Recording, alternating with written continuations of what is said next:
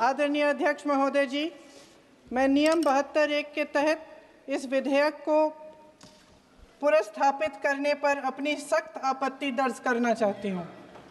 महात्मा गांधी ग्रामीण रोजगार गारंटी कानून पिछले 20 सालों से ग्रामीण भारत को रोजगार देने में और ग्रामीण अर्थव्यवस्था को मजबूत बनाने में सक्षम रहा है।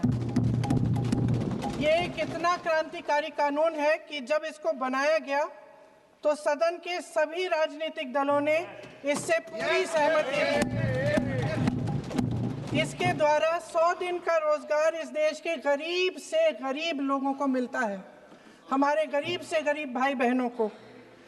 हम सब जनप्रतिनिधि हैं महोदय।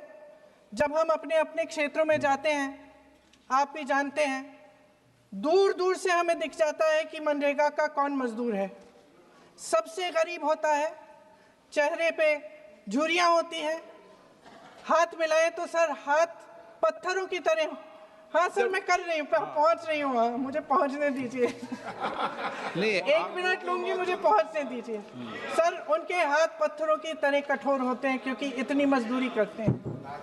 तो सर, मेरा जो इस बिल पर ऑब्जेक्शन है, सर, ये जो कानून है इसके तहत हमारे गरीब भाई बहनों को जो रोजगार की कानूनी गारंटी मिलती है, जो अधिकार मिलता है, वह इस योजना में मांग के आधार पर संचालित होता है। मतलब जहां जहां रोजगार की मांग है वहां इस योजना द्वारा 100 दिनों का रोजगार अनिवार्य है, देना अनिवार्य है। इसके साथ साथ केंद्र से इसके लिए जो पूंजी जाती है वो भी मांग पर आधारित होती है। यानी कि इस योजना के लिए जितने पैसे जहां भेजने हैं, कितने भेजने हैं, वह जमीनी परिस्थितियों पर आधारित होता है और मांग के आधार पर निर्धारित होता है। सर, इस विधेयक की अनुसूची 1 में उपनियम 4(1) और 4(2) द्वारा केंद्र को इजाजत दी गई है कि वह पहले से ही निर्धारित कर लें कि कितनी पूंजी कहां भेजी जाएगी। इससे संविधान के 73वें संविधान संशोधन को नजरअंदाज किया जा रहा है। सर महोदय, इसके जरिए ग्राम सभाओं को इस योजना की मांग की जमीनी परिस्थितियों के आधार पर तय करने का पूरा अधिकार दिया जाता था। आज वो अधिकार कमजोर किया जा रहा है। सर, आखिर बात है, 1 मिनट, जब आप इस पे पूरी डिटेल चर्चा हो तो आप डिटेल बोलना। इस पे आपकी पार्टी शुरुआत है सर, अभी शुरुआत है। सर, जो हमारे संविधान की जो मूल भावना है कि हर एक व्यक्ति के हाथों में शक्ति होनी चाहिए, वही मूल भावना पंचायती राज में है और उस मूल भावना के विरोध है ये जो अधिनियम जो ये विधेयक आ रहा है। सर, इस विधेयक के जो प्रबंधन है जिससे रोजगार का जो अधिकार है, कानूनी अधिकार है, वो कमजोर हो रहा है, वो हमारे संविधान के विपरीत है। सर, ये हमारे इसी सदन ने ये कानून बनाया और इसी सदन ने ये अधिकार जनता को दिया है। ओके। सर, एक और है सर, महात्मा गांधी मनरेगा में 90% अनुदान केंद्र से आता था। इस विधेयक द्वारा ज्यादातर प्रदेशों में अब 60% आएगा, इसको घटाया गया है।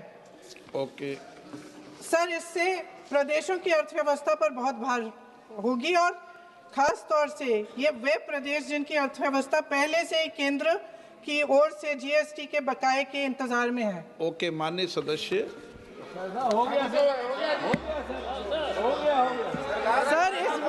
सर, इस विधेयक द्वारा केंद्र का नियंत्रण बढ़ाया जा रहा है और जिम्मेदारी घटाई जा रही है। सर, जो 100 दिन का अधिकार आपने 125 करने की बात की है, लेकिन इसमें वेतन की बढ़ोतरी, आपकी जो मजदूरी की बढ़ोतरी है, इसकी कोई बात नहीं है। माननीय सदस्यों। सर, ये सही बात है कि अभी तक जो बकाया है वो ही पूरा नहीं हुआ है। माननीय सदस्य गणों, मैं आपसे सर, आखिरी बात ये है सर कि हर योजना का नाम बदलने की जो सनक है ये समझ में नहीं आती है। सर जब जब ये किया जाता है तो सरकार केंद्र को पैसे खर्चने पड़ते हैं। माननीय सदस्यों, मैं आपसे आग्रह करता हूं, ये सर आप पोस्टर रख दे नीचे। मैं ये रख दूं? नहीं, आप पीछे वाले माननीय सदस्य, आप 72 में नियम में विरोध कर दें आप। ठीक। सर आखिरी पॉइंट है कि बिना चर्चा के, बिना इस सदन की सलाह लिए इस तरह से जल्दी में विधेयक को पास नहीं होना चाहिए। सर ये विधेयक वापस लिया जाना चाहिए। इसके बदले में सरकार को एक नया विधेयक पेश करना चाहिए। खत्म करूं?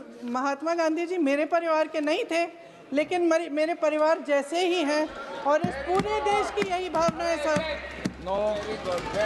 सर इस पूरे देश की यही भावना है। माननीय सर आखिरी बात यह है कि गहन जांच पड़ताल और व्यापक चर्चा के लिए इसे कम से कम स्थायी समिति के पास भेजा जाना चाहिए और कोई विधायक किसी की निजी महत्वाकांक्षा, सनक और पूर्वाग्रहों के आधार पर न तो पेश होना चाहिए और न ही पास होना चाहिए। धन्यवाद। माननीय सदस्यगण, मैं किसी भी माननीय सदस्य को